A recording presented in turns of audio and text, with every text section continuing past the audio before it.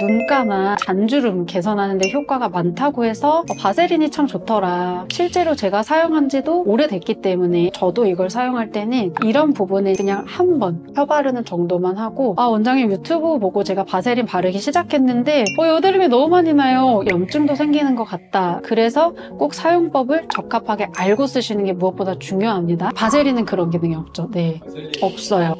속 시원하네요. 안녕하세요. 이마필러 알려주는 의사 남유진입니다. 도드라져 보이는 잔주름을 피부과 시술을 받지 않고 해결을 할 수 있다는 점에서 바세린이 참 좋더라. 2~3천 원밖에 들지 않는데 실제로 피부에 주는 효과는 몇십만 원의 값어치를 한다. 실제로 제가 사용한 지도 오래됐기 때문에 이 바세린을 가장 효과적으로 사용해서 정말 시술을 받는 값어치만큼 효과를 볼 수 있는 방법이 뭐가 있을지 그 부분을 설명을 드릴 테니까 끝까지 잘 챙겨보셔서 좋은 팁들 꼭 가져가세요.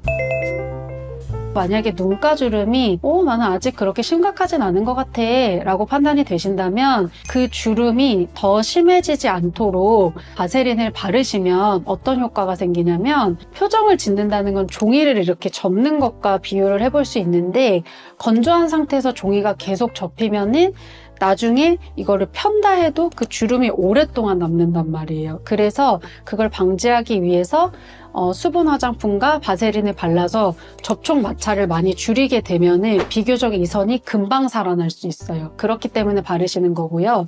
그런데 거울을 보셨을 때 주름이 이미 너무 깊게 잡혀있다, 이렇게 삼지창 모양으로 선명하게 주름이 있다라고 한다면 그때는 보톡스를 먼저 맞아보세요. 보톡스는 사실 병원에서 받으실 수 있는 시술들 중에서 가장 저렴한 가격으로 입문하시기가 쉬운 시술이시기 때문에 보톡스를 먼저 맞아보신 후 그 후에 마찰을 줄이기 위해서 이 바세린을 활용을 하신다면 보톡스 효과를 조금 더 오랫동안 지속을 하시면서 주름이 펴지는 효과를 누리실 수 있으실 거예요. 보톡스 자체는 근육의 움직임을 저하시키는 효과거든요. 그래서 일종의 종이가 잘 안 접히게 계속 하는 거예요. 바세린은 그런 기능이 없죠. 네, 없어요.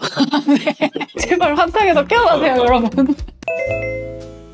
실제로 환자분들이 가장 많이 얘기하시는 불편함 중에 하나가 원장님 유튜브 보고 제가 바세린 바르기 시작했는데 여드름이 너무 많이 나요. 이런 얘기 진짜 많이 하시거든요. 그래서 제가 여쭤봤어요. 어떻게 바르세요? 어디다 바르세요? 하면은 바르지 마셔야 될 곳에 많이 바르더라고요. 특히 이 바세린은 부위를 제한을 잘 해주셔야 되는데요. 수분감을 많이 필요로 하는 건조한 부위에는 바세린을 좀 적극적으로 발라보셔도 트러블이 많이 나지는 않는데요. 눈가, 목에도 될 수 있고요. 이마나 미간 쪽이 발랐을 때 효과가 높은 게 맞는데, 그런데 코 주변부, 특히 턱 주변부에는 피지선이 많이 발달되어 있어요. 피지가 많이 배출이 되는데 바세린에 의해서 막혀서 갈 데가 없다면 그 안에 머금으면서 피지선 내부를 저산소 환경으로 만들거든요. 그렇게 되면 여드름균이 활성화가 많이 돼요. 그래서 트러블로 직행이 되기 때문에 피지선이 발달이 많이 된 곳에는 이 기름 자체인 바세린을 절대로 사용하지 않으시기를 권유드립니다.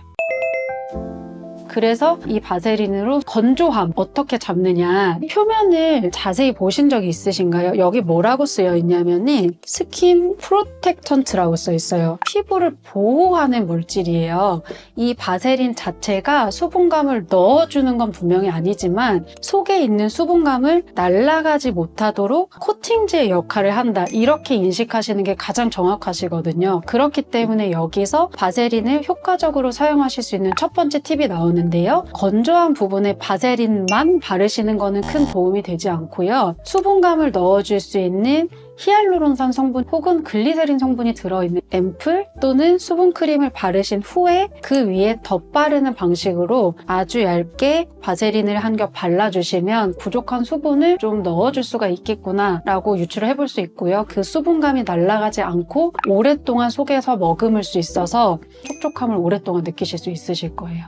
그러면 과연 어느 정도로 양을 발라야 되냐? 이게 좋다고 해서 많이 바르시면 오히려 주름 안에 끼기 때문에 주름을 더 악화시킬 수가 있어요. 두껍게 눌러버리는 효과가 있어서 그렇게 쓰지 마시고요. 정말 얇게 그냥 한 겹을 코팅한다는 생각으로 하시면 될 것 같아요. 저도 이걸 사용할 때는 그냥 한 번 하거나 다른 때보다 건조도가 높다면 한 번 정도 더 펴바르는 정도만 하고 절대 많이 바르지 않습니다.